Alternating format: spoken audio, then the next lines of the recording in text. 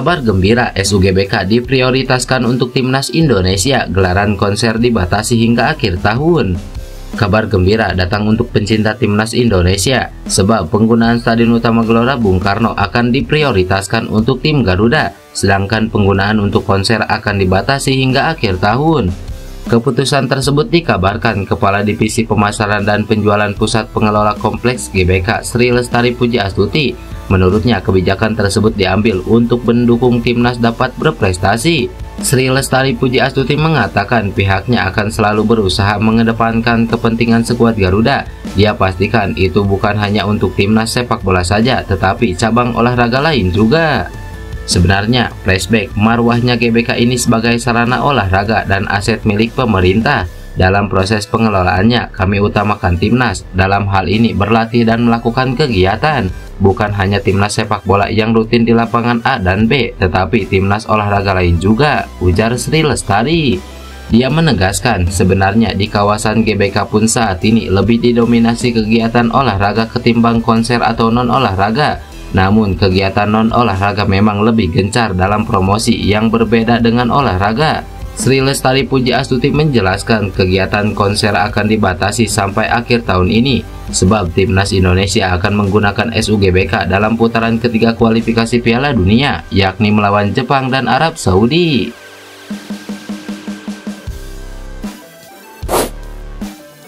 Exco PSSI umumkan kapan Sintayong pulang ke tanah air untuk sambut kualifikasi Piala Dunia.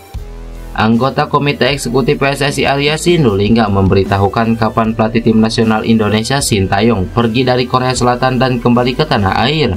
Menurut pemaparan Arya, Sintayong baru pulang ke Indonesia jika merasa kondisinya sudah lebih sehat pasca operasi. Seperti yang diketahui, Sintayong saat ini sedang menjalani masa pemulihan pasca operasi radang dada. Pelatih berusia 53 tahun itu masih berada di kampung halamannya Korea Selatan. Arya menegaskan kesehatan Sintayong menjadi prioritas utama. Juru taktik skuad Garuda itu akan diberikan waktu istirahat dahulu sebelum kembali ke Indonesia. Sehat, langsung ke sini. Iya, kan pemulihan pasca operasi. Kemarin kan dia baru pulang kampung, melihat lapangan bola di kampungnya, bikin penamaan jalan, ada waktu istirahat lah, jelas Arya Sinulinga. Sebagai informasi, Sintayong sudah dipastikan akan tetap menangani timnas Indonesia. Dia sudah menyepakati kontrak yang disodorkan PSSI hingga 2027. Nantinya, Sintayong akan mengawal timnas Indonesia di putaran ketiga kualifikasi Piala Dunia. Di fase itu, skuad Garuda akan tergabung bersama Arab Saudi, Australia, Bahrain, Cina, dan juga Jepang di grup C.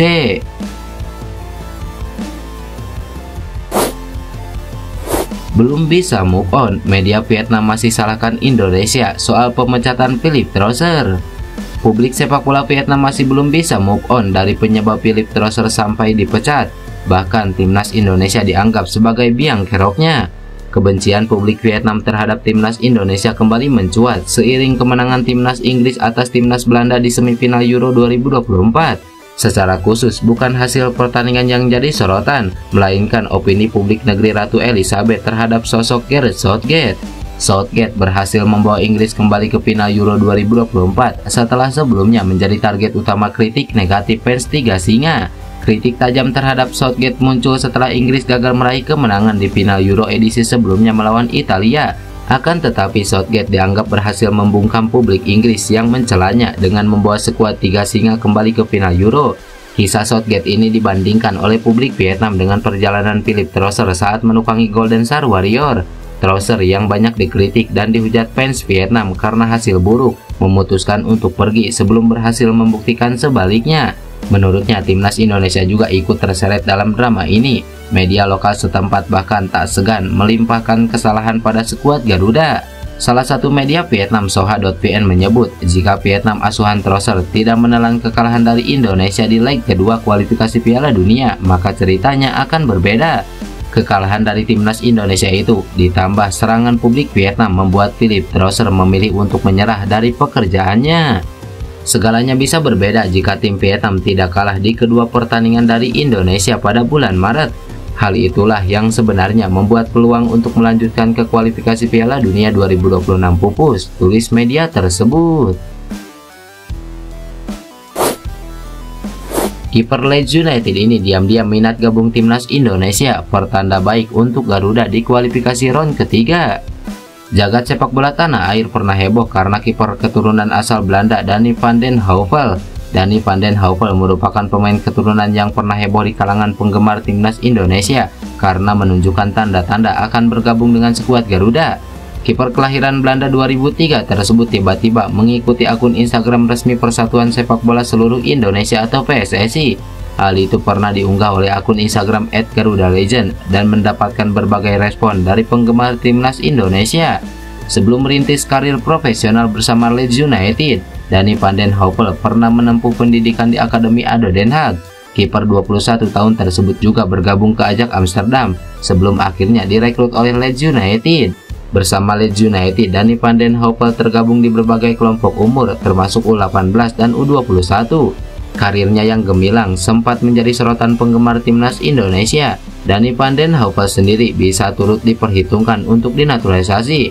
Apalagi kasus Martin Paes sampai saat ini belum jelas arahnya kemana, maka Danny van den Heuvel ini bisa menjadi opsi terbaik.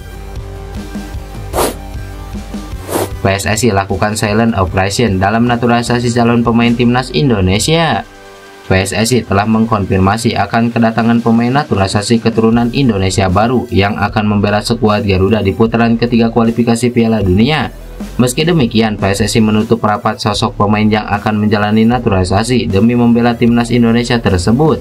Pengamat sepak bola nasional Roni Pangemanan alias Bung Ropan mengungkapkan bahwa PSSI tengah melakukan silent operation alias diam-diam melakukan pekerjaan mereka dalam menaturalisasi pemain. Nama pemain FC Utrecht oleh Romeni pun disebut-sebut menjadi sosok yang akan segera mendapatkan paspor Indonesia sebelum timnas Indonesia bertanding pada September 2024 mendatang. Apakah oleh Romeni jadi diambil untuk diproses naturalisasi atau masih belum? Karena saat ini sepertinya PSSI sedang menjalankan sebuah misi yang menurut saya ini silent operation, ujar Bung Ropan. Menurut Bung Ropan, PSSI sengaja tidak memperlihatkan cara mereka bekerja dalam mendatangkan sosok anyar untuk skuad asuhan Sintayong ini. Bahkan Bung Ropan sudah mencoba untuk mencari tahu pada orang dalam PSSI demi membocorkan sosok pemain naturalisasi tersebut. Dari hasil komunikasinya dengan Ketua Badan Tim Nasional PSSI Sumarji, Bung Ropan pun hanya mendapatkan info soal kebutuhan pemain di timnas Indonesia. Menurut Bung Ropan, salah satu urgensi kebutuhan tim nasional Indonesia adalah pemain nomor 9. Menurutnya saat ini, pemain andalan Sintayong di lini serang Rafael Struijk bukan pemain nomor 9 murni. Meski ada striker lokal yang bisa diandalkan di posisi nomor 9, Bung Ropan menyebut kebutuhan Sintayong ternyata sudah dalam tahap urgensi tinggi. Langsung dikebut prosesnya, timnas Indonesia bakal naturalisasi 3 pemain sekaligus dalam waktu dekat. Tim nasional Indonesia U20 kembali menunjukkan ambisi besarnya di kancah internasional. Kali ini mereka akan memproses 3 pemain diaspora muda berbakat untuk memperkuat timnas Indonesia di kualifikasi Piala Asia U20 2025 yang akan digelar di Jakarta pada 25–29 September mendatang. Menurut manajer timnas U17 dan U20 Ahmad Zaki Iskandar, 3 pemain yang dibidik tersebut adalah Tim Gevens, Hinoke Moresmo, dan Dion Marks. Ketiganya sebelumnya telah menunjukkan performa gemilang bersama Garuda Muda di ajang Toulon Cup 2024. Yang 3 nama kemarin, kalau Jean Rapin kan sudah masuk, ini di luar. Itu ada Tim, kemudian ada Hinoke Moresmo, dan satu lagi Dion. Itu yang direkomendasikan untuk dihadirkan, ujar Ahmad Zaki.